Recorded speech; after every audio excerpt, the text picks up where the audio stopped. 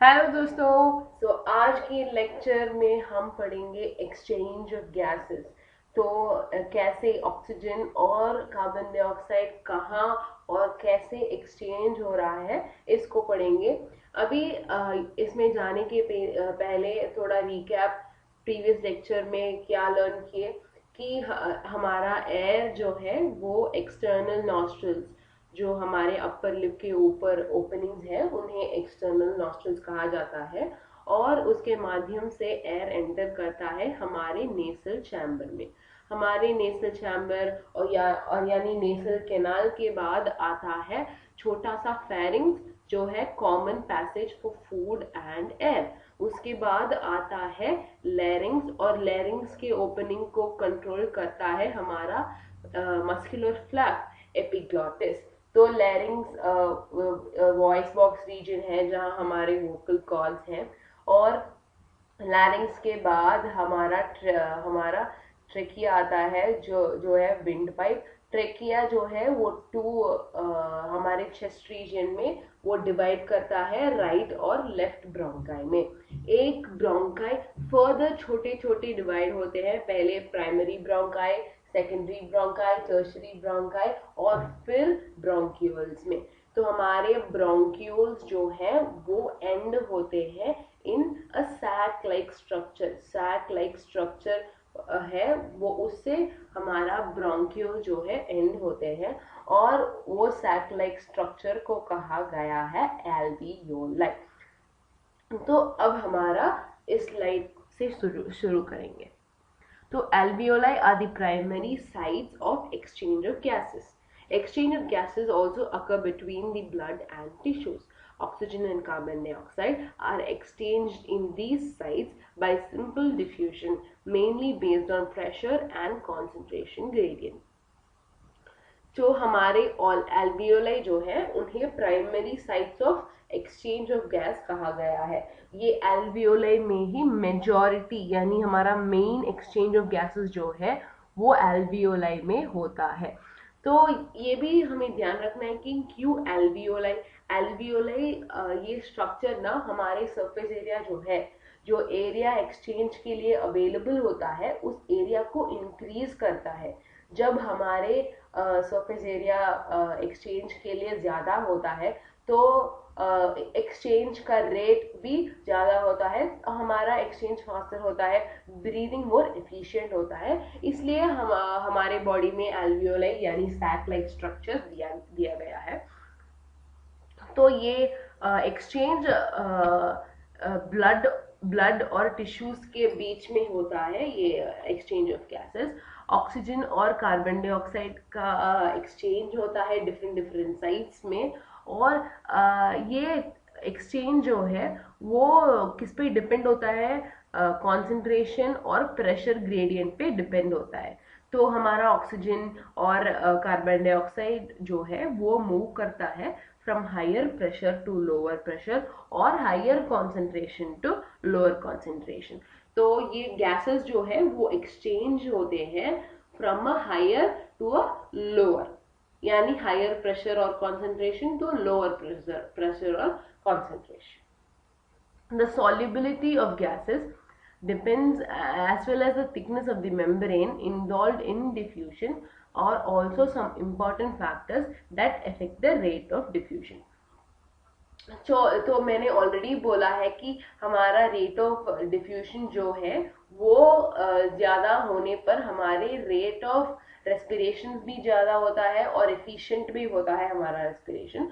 तो इस रेट को डिपेंड इस डिफ्यूजन का रेट किस पे डिपेंड होता है, ये डिपेंड होता है सॉल्युबिलिटी ऑफ गैसेस और थिकनेस ऑफ मेम्ब्रेन पे।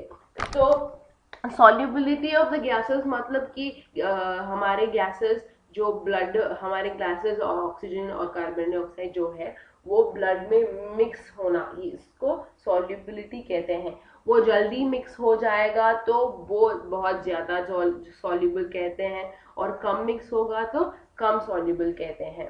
तो यदि हमारा गैसेस कार्बन डाइऑक्साइड और ऑक्सीजन जो है उनकी सॉल्युबिलिटी ज्यादा होगा तो डिफ्यूजन भी जल्दी होगा। और फिर थिकनेस ऑफ द मेम्ब्रेन, तो ये ये एक्सचेंज प्रोसेस जो है ये मेम्ब्रेन बाउंड एक्सचेंज है। मतलब बहुत सारे मेम्ब्रेन्स होते हैं बीच में, और एक हायर कॉन्सेंट्रेशन से लोअर कॉन्सेंट्रेशन में मूव करता है ऑक्सीजन और कार्बन डाइऑक्साइड। जब हमारा मेम्ब्रेन जो है बीच में, वो मेम्ब्रेन जो है वो बहुत थिक हो तो हमारा डिफ्यूजन रेट स्लो हो जाएगा। यदि वो थिन है मेम्ब्रेन तो हमारा डिफ्यूजन रेट ज्यादा हो जाएगा। तो हमें ध्यान रखना है कि जब गैसेस बहुत सॉल्यूबल है तब डिफ्यूजन का रेट भी ज्यादा होगा। और एक पॉइंट जो है, ये मेम्ब्रेन जो है, जो हमारा थिकनेस कम होगा तो हमारा रेट ऑफ डिफ्यूजन ज्यादा होगा। तो इसको हमें ध्यान रखना चाहिए। Pressure contributed by an individual gas in a mixture of gases is called as partial pressure and is represented by PO2 for oxygen and PCO2 for carbon dioxide. Partial pressure is measured in mm per mmHg. तो ये partial pressure क्या है, इस word को हमें अच्छे से understand करना चाहिए। तो हमारे गैस जो है, हमारे एयर जो है, वो होता है मिक्सचर ऑफ गैसेस। एग्जाम्पल, हमारे एटमॉस्फेयर एयर में नाइट्रोजन होता है, कार्बन डाइऑक्साइड होता है, ऑक्सीजन होता है, ये सारे मिक्सचर होते हैं मेनी गैसेस के। तो ये इंडिविजुअल प्रेशर जो है, ये मिक्सचर में, हमारे गैस के मिक्सचर में individual pressure of each gas को पार्शियल प्रेशर कहा जाता है। तो हमारे ये एटमॉस्फेरिक के एयर के मिक्सचर में कार्बन डाइऑक्साइड का प्रेशर क्या है, उस प्रेशर को हम partial pressure of carbon dioxide बोलते हैं। और ऑक्सीजन का प्रेशर जो है उसे पार्शियल प्रेशर ऑफ ऑक्सीजन बोलते हैं। और उनकी सिंबल और उनको रिप्रेजेंट किया गया है PO2 और PCO2 की तरह। तो ये पार्शियल प्रेशर का यूनिट है mmHg। तो नेक्स्ट वन इज, ये टेबल देख रहे हो ना आप, ये टेबल है पार्शियल प्रेशर्स का, different partial pressures in different areas. तो ये ऑक्सीजन है, ऑक्सीजन का पार्शियल प्रेशर एटमॉस्फेयर में, एल्वियोलाई में, ब्लड में, यानी डीऑक्सीजनेटेड और ऑक्सीजनेटेड ब्लड, और टिश्यूज में। ये सेम फॉर कार्बन डाइऑक्साइड। तो ये पार्शियल प्रेशर हमें बोलता है कि कहाँ से कहाँ ऑक्सीजन जाता है और कार्बन डाइऑक्साइड जाता है, क्योंकि हमें पता है कि गैसेस जो है वो हायर पार्शियल प्रेशर से लोअर पार्शियल प्रेशर में मूव करता है। तो ऑक्सीजन का आप एग्जांपल लीजिए। तो ऑक्सीजन एटमॉस्फेयर में बहुत सारा है क्योंकि उसका पार्शियल प्रेशर बहुत हाई है। तो ये जो प्रेशर हाई, ये एल्वियोलाई में, हमारे एल्वियोलाई और एटमॉस्फेयर को कंपेयर करेंगे तो हमारे एटमॉस्फेयर में ऑक्सीजन का पार्शियल प्रेशर ज्यादा है। तो ये एटमॉस्फेयर से एल्वियोलाई में मूव करता है ऑक्सीजन। तो ये एटमॉस्फेयर से एल्वियोलाई में आ गया ऑक्सीजन। और एल्वियोलाई में पता है ना, बहुत सारे कैपिलरीज होते हैं डिफ्यूजन ऑफ गैसेस के लिए। तो ये एल्वियोलाई में डीऑक्सीजनेटेड ब्लड आता है। तो ये डीऑक्सीजनेटेड ब्लड में ऑक्सीजन का पार्शियल प्रेशर है 40, ये बहुत कम है। और एल्वियोलाई में जो एयर है, जो एटमॉस्फेरिक एयर अंदर आया है, उसका प्रेशर है 104। तो ये बहुत सारे डिफरेंस होने से ऑक्सीजन जो है एल्वियोलाई से ब्लड के अंदर जाता है। तो ये है हमारा पहला डिफ्यूजन जो एल्वियोलाई में होता है। और फिर ये ऑक्सीजनेटेड, ये ब्लड ऑक्सीजनेटेड हो जाता है और उसका पार्शियल प्रेशर 95 हो जाता है। और ये ऑक्सीजनेटेड ब्लड सभी टिश्यूज को सप्लाई करता है, और ये ऑक्सीजनेटेड ब्लड सभी टिश्यूज को जाता है। और टिश्यूज में हमें पता है कि ऑक्सीजन का कॉन्सेंट्रेशन बहुत कम होगा, क्योंकि टिश्यूज में ऑक्सीजन का यूटिलाइजेशन हो गया है मेटाबॉलिज्म के लिए। तो ऑक्सीजन का पार्शियल प्रेशर है 40 टिश्यूज में, और ऑक्सीजनेटेड ब्लड का है 95। तो हमारे ब्लड से ऑक्सीजन टिश्यू के अंदर जाता है, that is from higher partial pressure to lower partial pressure. ये हुआ ऑक्सीजन का एक्सचेंज। और मैं अब कार्बन डाइऑक्साइड के एक्सचेंज के बारे में ब्रीफली बोलती हूँ। तो एटमॉस्फेयर में जो है वहाँ ऑक्सीजन सॉरी कार्बन डाइऑक्साइड का कॉन्सेंट्रेशन या और पार्शियल प्रेशर बहुत कम है। और एल्वियोलाई में जो है ये मैं बोल रही हूँ एक्सचेंज के बाद। ये एल्वियोलाई में 104 था पार्शियल प्रेशर ऑफ ऑक्सीजन, वो अंदर वो ब्लड के अंदर गया, डीऑक्सीजनेटेड ब्लड के अंदर, और कार्बन डाइऑक्साइड एल्वियोलाई में आ गया। तो हमारा एल्वियोलाई में ज्यादा कार्बन डाइऑक्साइड का पार्शियल प्रेशर है। तो क्या होगा, ये एल्वियोलाई से एटमॉस्फेयर में रिलीज होगा, यानी एल्वियोलाई से हमारे बॉडी से ये बाहर निकलेगा, क्योंकि एटमॉस्फेयर में कार्बन डाइऑक्साइड का पार्शियल प्रेशर बहुत कम है। तो एल्वियोलाई में जो है हमें पता है कि एल्वियोलाई में तो एल्वियोलाई में कार्बन डाइऑक्साइड का कॉन्सेंट्रेशन जो है हमारे डीऑक्सीजनेटेड ब्लड आता है एल्वियोलाई में, और कार्बन डाइऑक्साइड का कॉन्सेंट्रेशन ज्यादा है, क्योंकि डीऑक्सीजनेटेड है तो कार्बन डाइऑक्साइड बहुत सारा होगा उस ब्लड में। और ये एल्वियोलाई में कंपैरेटिवली कम है कार्बन डाइऑक्साइड का पार्शियल प्रेशर, तो ये डीऑक्सीजनेटेड ब्लड से कार्बन डाइऑक्साइड निकल के एल्वियोलाई के अंदर जाएगा। और एल्वियोलाई और एटमॉस्फेयर कंपेयर करते एटमॉस्फेयर में बहुत कम है कार्बन डाइऑक्साइड, तो ये एल्वियोलाई से एटमॉस्फेयर में बाहर जाएगा। तो ये ऑक्सीजनेटेड ब्लड जो है जो टिश्यूज में जाता है, यहाँ क्या होगा, यहाँ टिश्यूज में partial pressure of carbon dioxide बहुत ज्यादा है। क्यों? क्योंकि टिश्यूज में मेटाबॉलिज्म होता है, और मेटाबॉलिज्म के दौरान CO2 एक प्रोडक्ट में निकलता है, और CO2 का कॉन्सेंट्रेशन एंड पार्शियल प्रेशर ज्यादा होता है टिश्यूज में, और ऑक्सीजनेटेड ब्लड में कम होता है। तो ये टिश्यूज से क्या होगा, ये टिश्यू से कार्बन डाइऑक्साइड निकल के ऑक्सीजनेटेड ब्लड में आएगा। तो इस ऑक्सीजनेटेड ब्लड में थोड़ा थोड़ा कार्बन डाइऑक्साइड आके आके उसको डीऑक्सीजनेटेड ब्लड बनाएगा।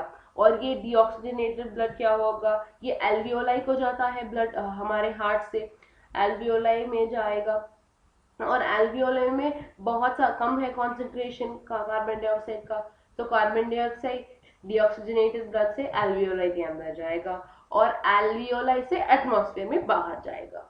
ये मैंने आपको लगभग ब्रीफली एक्सप्लेन किया है कैसे पार्शियल प्रेशर डिफरेंस से ऑक्सीजन और कार्बन डाइऑक्साइड मूव करते हैं। हाँ, तो ये रहा डायग्राम। इस डायग्राम में हमें पार्शियल प्रेशर ऑफ का ऑक्सीजन और कार्बन डाइऑक्साइड को देखने के लिए मिलेगा।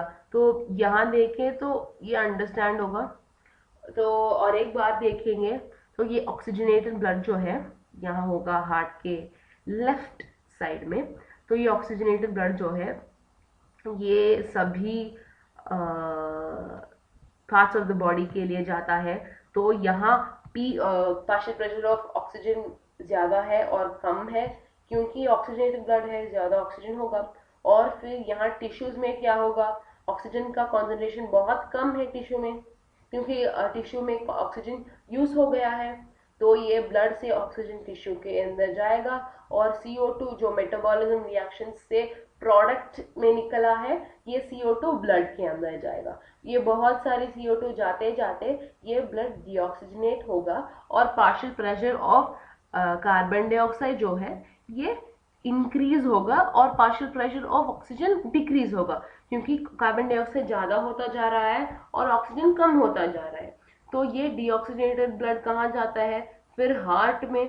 ये हार्ट से डीऑक्सीजनेटेड ब्लड कहाँ जाता है, हमारे लंग्स यानी एल्वियोलाई में। तो ये एल्वियोलाई में हम देख रहे हैं कि पार्शियल प्रेशर ऑफ ऑक्सीजन जो है वो ज्यादा है, और पार्शियल प्रेशर ऑफ CO2 जो है वो कम है। तो ये CO2 अंदर जाएगा और ऑक्सीजन अंदर से बाहर आएगा, और फिर ये ऑक्सीजनेटेड ब्लड इसको ऑक्सीजनेटेड ब्लड बनाएगा, क्योंकि कार्बन डाइऑक्साइड बहुत सारे हैं और अंदर जाएगा, और ऑक्सीजन जो है वो अंदर आएगा। तो इसे डीऑक्सीजनेटेड से ऑक्सीजनेटेड ब्लड बनाता है, ऑक्सीजन कॉन्सेंट्रेशन को इंक्रीज करके। ये ऑक्सीजनेटेड ब्लड फिर हमारे हार्ट में आता है और फिर सर्कुलेट होता है। ये एक साइकिल जैसा होता है। तो ये बहुत बेसिक है, ये अंडरस्टैंड होगा तो आपको प्रोसेस भी समझ में आएगा। तो जो हमारे मैंने ऑलरेडी एक्सप्लेन किया है कि CO2 का कॉन्सेंट ग्रेडियंट के बारे में, ये फर्स्ट पॉइंट, तो इसको देखना नहीं चाहिए। The next one is solubility. As the solubility of CO2 is 20 to 25 times higher than that of O2, the amount of CO2 that can diffuse through the diffusion membrane per unit difference in partial pressure it is much higher compared to that of oxygen. तो इस point में क्या बोल रहे हैं, ये बोल रहे हैं कि ऑक्सीजन का सॉल्युबिलिटी, सॉरी कार्बन डाइऑक्साइड का सॉल्युबिलिटी, तो कार्बन डाइऑक्साइड का सॉल्युबिलिटी बहुत ज़्यादा है, जो कि वो 20 to 25 टाइम्स ऑक्सीजन से बड़ा है वो सॉल्युबिलिटी।